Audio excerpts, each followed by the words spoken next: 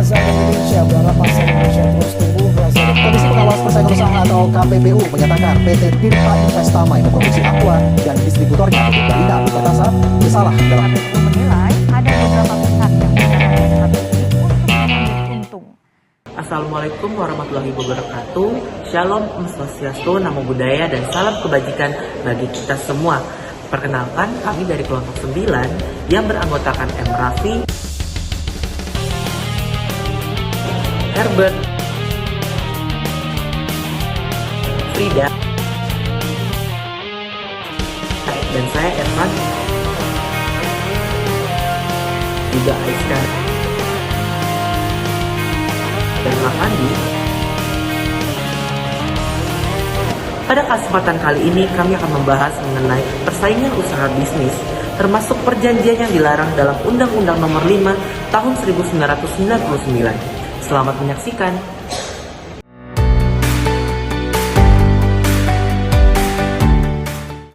Setelah runtuhnya sistem ekonomi terencana di Eropa Timur, yang sebelumnya menjadi model utama di negara-negara Blok Timur, banyak negara berkembang mulai beralih ke kebijakan ekonomi berbasis pasar. Sistem ekonomi yang terencana, yang bergantung pada kontrol penuh oleh pemerintah melalui birokrasi yang kaku, terbukti tidak efektif dalam menjawab kebutuhan modernisasi ekonomi maupun tantangan globalisasi. Perubahan menuju ekonomi berbasis pasar bertujuan untuk meningkatkan efisiensi sumber daya melalui persaingan sehat, yang didukung oleh regulasi seperti Undang-Undang Anti Monopoli. Regulasi ini menciptakan keadilan dan efisiensi pasar dengan mencegah praktik seperti monopoli, kartel, dan penyalahgunaan posisi dominan, sehingga melindungi konsumen serta memberi peluang bagi UKM untuk berkembang. Dalam hukum, hal ini mencerminkan peran negara sebagai pengawas pasar, memastikan persaingan berjalan adil demi inovasi, kesejahteraan, dan pembangunan ekonomi berlanjut. Prinsip ini sejalan dengan teori klasik Adam Smith tentang invisible hand dan gagasan modern tentang pentingnya regulasi untuk mengatasi kegagalan pasar.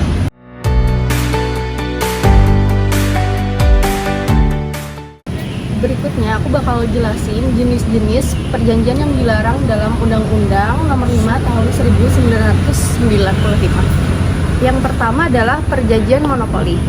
Perjanjian monopoli terjadi ketika satu atau beberapa pelaku usaha bekerja sama untuk menguasai pasar atau sumber daya tertentu, sehingga menghalangi kompetisi dan merugikan konsumen.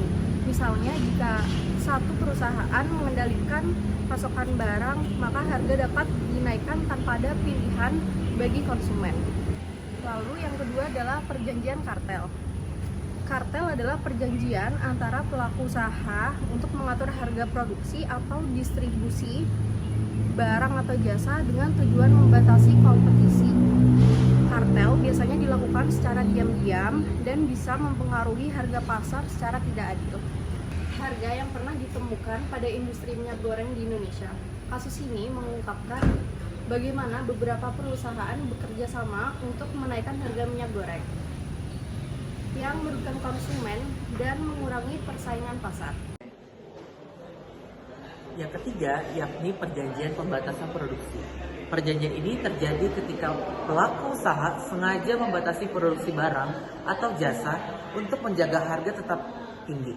Pembatasan produksi seperti ini mengurangi jumlah pasar barang yang tersedia di pasar dan meningkatkan harga, dan yang merugikan konsumen. Contohnya dapat dilihat dalam industri produk elektronik ataupun otomotif. Yang keempat, yakni perjanjian eksklusif. Perjanjian eksklusif ini terjadi ketika pelaku usaha memaksa distributor atau pengecer untuk hanya menjual produk dari satu pemasok saja. Hal ini menghalangi persaingan karena tidak memberikan kesempatan bagi produk lain untuk bersaing di pasar. Dalam menjaga iklim persaingan usaha di Indonesia terdapat satu komisi, yaitu Komisi Pengawas Persaingan Usaha. Nah, KPPU ini merupakan lembaga independen. Ya, kita masuk ke mekanisme penegakan hukum oleh KPPU. Yang pertama, sumber perkara dari KPPU itu ada dua, yaitu dari laporan atau dari inisiatif komisi. Selanjutnya, dari laporan dan inisiatif komisi tersebut akan dilakukan penyelidikan laporan awal atau penyelidikan perkara inisiatif, yang mana selanjutnya jika memang dirasa terjadi pelanggaran, maka akan dilanjutkan ke tahap penyelidikan. Di tahap penyelidikan ini akan ada pengumpulan alat bukti, pemberkasan, dan apabila dari si terdakwanya ada perubahan perilaku, dia bisa mengajukan perubahan perilaku. Dan apabila tidak ada perubahan perilaku dan memang dirasa ada perkara di situ, maka akan dilanjutkan ke tahap majelis komisi. Nah, di tahap tersebut terjadi sidang majelis komisi yang mana ada pemeriksaan pendahuluan dan ada sidang majelis komisi pemeriksaan lanjutan. Dan apabila memang terjadi perkara, maka akan ada putusan komisi yang mana salah satunya ada sanksi-sanksi administratifnya yang bertanggung jawab untuk memastikan persaingan usaha yang sehat di Indonesia. Salah satu tugasnya yaitu untuk mengawasi pelaksanaan dari Undang-Undang Nomor 5 Tahun 1999 dan Undang-Undang Nomor 20 Tahun 2008. Yang pertama, kita masuk ke poin hambatan horizontal. Kita bisa menyebutnya sebagai kartel. Kartel itu apa sih? Kartel itu terjadi ketika beberapa perusahaan dalam industri yang sama berkolaborasi atau berkolusi untuk mengendalikan harga produksi atau pembagian pasar. Nah, dampaknya itu sangat signifikan loh teman-teman bagi usaha kecil. Antara lain, nanti pelaku usaha kecil itu tidak bisa memasuki pasar karena tidak mampu atau tidak mempunyai daya saing yang kuat terhadap usaha-usaha yang melakukan kartel atau perjanjian yang tadi disebutkan.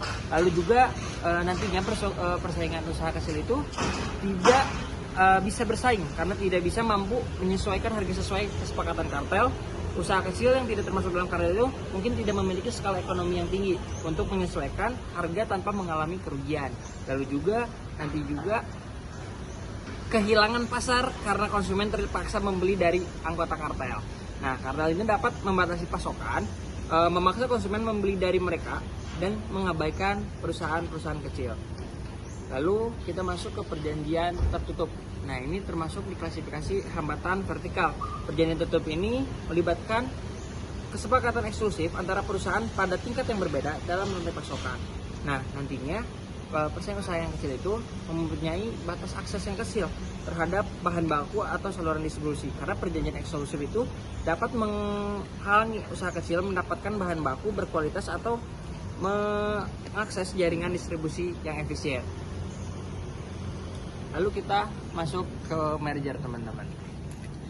Kalau merger itu perjanjian tertutup atau penggabungan. Selanjutnya kita akan membahas merger. Merger itu adalah penggabungan dua atau lebih perusahaan menjadi satu entitas.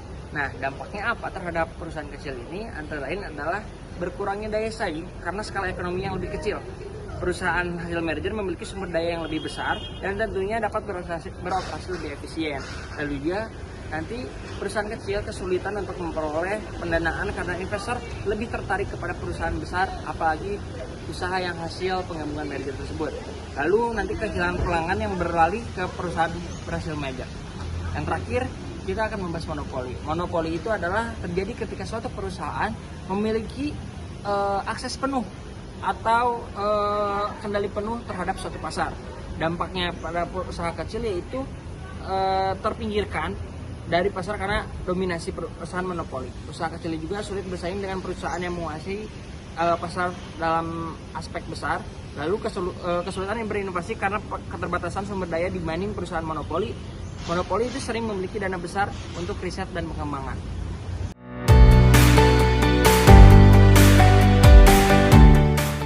Kita akan memasuki kepada pembahasan mengenai upaya hukum terhadap persaingan usaha tidak sehat. Adapun beberapa upaya hukumnya harus kita lihat dari mana datangnya upaya hukum tersebut. Yang pertama, apabila kita melihat upaya hukum yang datang dari pihak yang dirugikan, maka upaya hukum tersebut datang dari pelapor.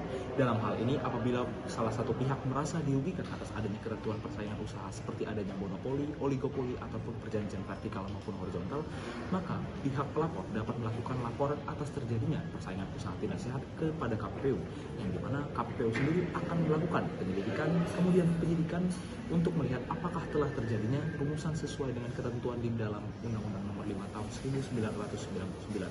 Lalu yang kedua, dari pihak terlapor itu sendiri, apabila ternyata pihak terlapor merasa bahwa laporan yang telah ditujukan oleh pihak pelapor ternyata tidak sesuai dengan rumusannya, maka pihak terlapor dapat melakukan upaya-upaya hukum seperti jawaban terhadap pelaporan tersebut, ataupun apabila telah terjadi putusan yang telah dijatuhkan oleh KPPU, maka pihak terlapor dapat melakukan upaya hukum secara administratif maupun banding ke Pengadilan Tata Usaha Negara. Karena kan putusan dari KPPU merupakan salah satu bentuk objek dari PT UN itu sendiri. Selain itu terdapat juga yaitu tindakan administratif yang dapat dijatuhkan oleh KPPU apabila telah ternyata terbukti bahwa salah satu pihak melakukan persaingan usaha yang tidak sehat, seperti contohnya menjatuhkan sanksi ataupun denda kepada pihak yang telah terbukti melakukan persaingan usaha tidak sehat. Selain itu, sebagaimana juga telah diatur di dalam Undang-Undang Nomor 5 Tahun 1999 terdapat ketentuan sanksi pidana yang dimana apabila ternyata telah terpenuhi beberapa rumusan-rumusan pasal, seperti contoh di dalam pasal 4 terdapat ketentuan mengenai oligopoli. Apabila pasal 4 tersebut telah terpenuhi dan ternyata telah terbukti terpenuhi untuk seluruhnya, maka dapat dijatuhkan ketentuan sanksi pidana sesuai dengan ketentuan di dalam Undang-Undang Nomor 5 Tahun 1999.